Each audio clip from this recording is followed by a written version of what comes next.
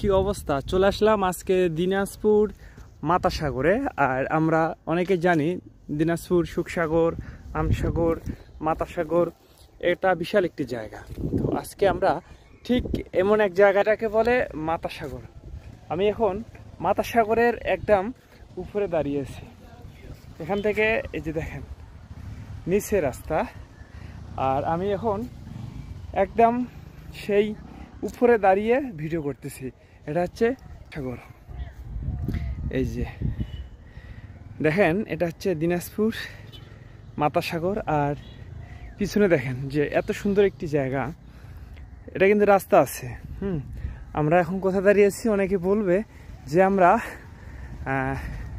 খাগড়াছড়ি বান্দরবানে দাঁড়িয়েছি, কিন্তু না ভাই, এটা একটি দেখার মতো জায়গা। দিনাজপুরে আসলে আপনারা বুঝতে পারবেন এত সুন্দর একটি জায়গা। ওই যে আমার বাইক।